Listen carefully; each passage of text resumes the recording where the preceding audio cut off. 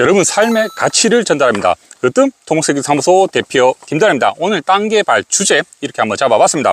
태양광으로 노후 및 수익률보다 땡땡땡부터 확인하세요 라고 주제를 한번 잡아봤습니다. 제 뒤에 있는 태양광 발전 부지는 허가를 받고 지금 태양광 한참 생산하는 부지입니다. 그래서 여러분들께서 태양광 발전 사업에 관심이 많으신데 이 태양광 발전 사업을 하시기 전에 어떤 걸 검토를 해야 되는지 중요한 부분만 팩트 있게 말씀을 드리도록 하겠습니다. 먼저 설명에 앞서서 우리 실전 토지개발 마스터 과정 9기를 모집합니다. 8월 29일부터 30일 1박 2일로 진행을 하는데 이 현장 같은 경우는 우리가 경매 현장에서 여러분들께서 입찰을 한다고 가정했을 때 어떤 걸 포인트를 핵심적으로 봐야 되는지 부분과 그리고 땅 개발에서 가장 중요한 실전 이론에 대해서 확실하게 설명을 드립니다. 1박 2일 과정을 함께 하시면 여러분들께서도 땅 개발 전문가가 되실 수 있습니다. 기타 자세한 내용은 링크를 참조하시길 바랍니다. 그리고 제가 이제 태양광 발전 허가 관련 설명을 드리기 전에 예전에 제가 태양광 발전 허가, 영농형 태양광에 대해서 두 가지를 비교 설명한 영상이 있습니다.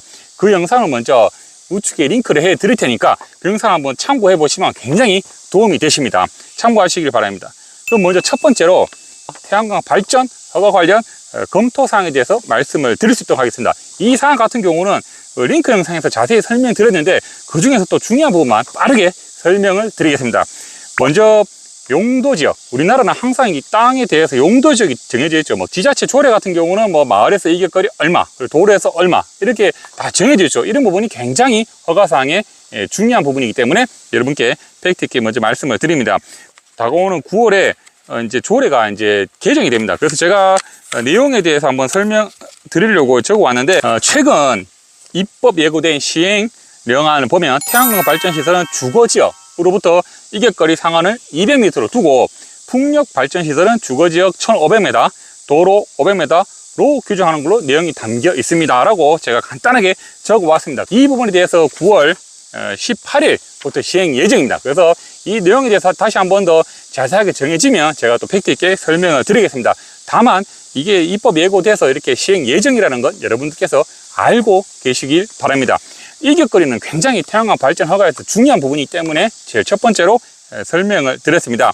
그리고 이제 그 진입도로, 우리가 이제 여러분들께서 항상 체크하셔야 되는 거는 이런 농지, 뒤에 보이는 농지가 있으면 위성 항공 사진, 항공 로드뷰로만 보고 농로가 접했다고 판단하시는데 가장 중요한 거는 저희 같은 토목설계 사무실이 현장 측량을 해서 이 도로와 실제로 접해 있는지 아니면 떨어져 있으면 뭐 국어 조명이나 도로 조명, 지목에 따라서 이렇게 허가를 받아야 된다는 거 굉장히 중요한 부분입니다. 다만 여러분들께서 그 로드뷰로만 맹신해 가지고 하다가 자칫 중간에 타인 땅이 있으면 그게 또 동의를 못 받고 조명을 못 받으면 어려울 수가 있다는, 또 맹지가 될 수 있다는 이런 부분을 설명을 드리기 위해서 또 핵심적으로 내용을 잡아봤습니다. 굉장히 중요한 부분이기 때문에 말씀을 드렸고요.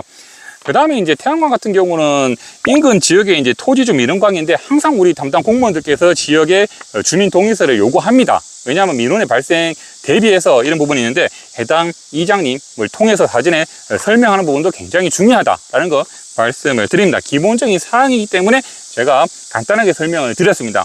그 다음에 이제 지형 경사 및 배수 계획인데 태양광 발전 같은 경우는 단순하게 그냥 허가를 접수해서 받는 게 아니고 시군 도시계획 심의를 받습니다. 이 도시계획 심의라는 거는 해당 교수진들이 이거를 허가를 줄 때, 허가를 낼 때 어떤 문제점이 있는지 사전에 심의를 해서 저희 같은 용역사가 브리핑을 해야 됩니다. 이 브리핑에서 설명을 잘못하게 되면 허가가 반려 또는 재심의가 될 수 있기 때문에 굉장히 중요한 부분입니다. 그래서 제가 이제 설명드린 부분은 우리가 이제 허가를 계획을 할 때 여러분들께서 이제 모듈 한 장이라도 더 이제 적용하기 위해서, 쓰기 위해서 계획 사면, 우리 사면이 있죠. 거기에다가 이제 모듈을 설치하는 부분도 있는데 이런 같은 경우는 거의 제척입니다. 뭐 심의를 들어가면 이런 부분은 사면 안정성 때문에 100% 제척이기 때문에 절대적으로 알고 계셔야 됩니다. 이런 부분이 간혹 사업자분께서 욕심에 의해서 이런 시설하는 부분이 굉장히 많다. 요거 제가 보기 때문에 말씀을 드립니다. 그 다음에 이제 과도한 토목공사 발생 여부인데 이 같은 경우는 제가 실전 토지개발 마스터 과정에서 여러분들 토목 토면 보는 법을 가장 집중적으로 현장에서, 경매 현장에서 말씀을 드립니다. 그리고 경매를 현장에서 여기가 추가적으로 토목공사비가 어떤 게 들어가는지 이런 것도 설명을 드리는데 어쨌든 우리가 이제 농지 같은 경우도 단차이, 윗단과 아랫단 단차이가 발생할 수가 있습니다. 이런 같은 경우는 뭐 보강터라든가 계획 사면이라든가 아니면 돌쌓기라든가 방법이 여러 가지가 있습니다. 근데 반대로 또 이제 공사비 많이 드는 뭐 철근 콘크리트 옹벽 이렇게 하면 공사비 굉장히 많이 들죠. 그래서 때에 따라서는 또 농지 내 땅이라고 해도 제쳐, 그러니까 허가지에서 빼는 부분도 생각을 해 보셔야 됩니다. 이래서 가성비가 높을 수도 있기 때문에 이런 부분을 굉장히 심도 있게 계획을 해야 된다라는 걸 말씀을 드립니다. 그래서 제가 이제 허가 관련 검토사항에 대해서 중요하게 기본적인 내용을 설명을 드렸습니다. 두 번째로 허가보다 먼저 확인해야 하는 체크리스트인데 한전 개통 연계 가능 여부 확인이라고 했는데, 우리가 이제 태양광 같은 경우는 무조건 허가를 내고 공사를 해서 준공을 냈다고 해서 한전에 바로 발전량을 보낼 수 있는 게 아니죠. 한전에서 이제 그만큼 받아줄 수 있는 용량이 돼야 됩니다. 이 같은 경우는 이제 해당 지역 한전에 방문하셔가지고 이 지역에 태양광을 이제 시설을 하려고 하는데 발전량에 대해서 받아줄 수 있냐, 이걸 먼저 항상 잔여 용량을 체크를 먼저 하셔야 됩니다. 단순하게 허가만 된다고 되는 부분이 아니고 이것부터 먼저 확인하시고, 그 다음에 아까 말씀드렸던 용도 지역이라든가 지역 주민들의 어떤 반발 이런 것도 종합적으로 확인을 하셔가지고 우리가 허가를 진행해야 된다라는 걸 여러분께 말씀을 드립니다.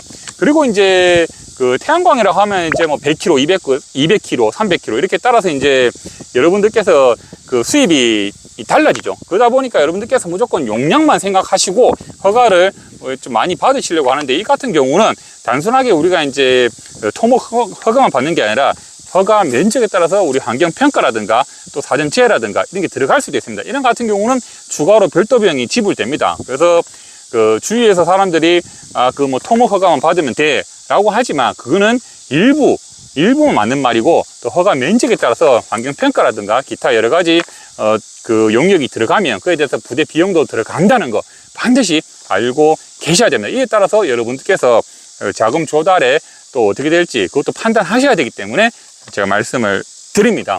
그리고 제가 지금 첫 번째, 두 번째 팩트 있게 말씀을 드렸는데, 참고적으로 모든 우리 유튜브 으뜸 토목 설계 사무소의 영상은 네이버 블로그 으뜸 토목 설계 사무소 검색하시면 블로그 안에 글과 영상이 함께 있습니다. 그래서 제 영상에 대해서 이해가 좀 안 가시는 분들은 글로 한번 읽고 한번 확인하고 싶다라고 생각하시는 분들은 네이버 블로그 으뜸 토목 설계 사무소 들어가시면 자세한 내용이 있다는 거 중간에 한번 알려드립니다.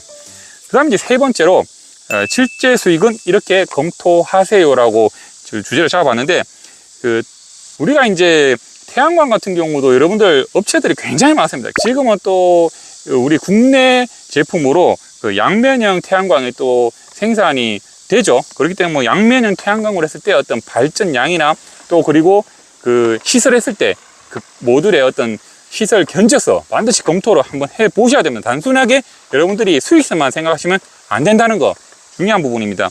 그 다음에 제가 이제 첫 번째에서 말씀을 드렸는데, 토목 공사비에 대해서 무조건 체킹하셔야 되는데, 여러분들께서 시설하는 농지가 편편하면 괜찮지만 뭐 단이 형성되고 1단, 2단, 3단 그리고 그 단과 단 경계와 경계 사이가 높이 차이가 좀 발생하면 때에 따라서는 뭐 사면이나 보강토라든가 돌쌓기라든가 기타 뭐 여러 가지 시설을 해야 되는데, 이럴 같은 경우에 토목 공사비를 한번 판단해 보셔야 돼요. 무조건 허가만 집중하지 마시고 이 공사비를 한번 용역사에서 받으셨을 때 이 공사비가 많이 나왔다라고 하면 그걸 줄일 수 있는 방법, 아니면 여러 가지 방법을 대안을 한번 검토를 한번 해 보셔야 된다는 거 굉장히 중요한 부분입니다.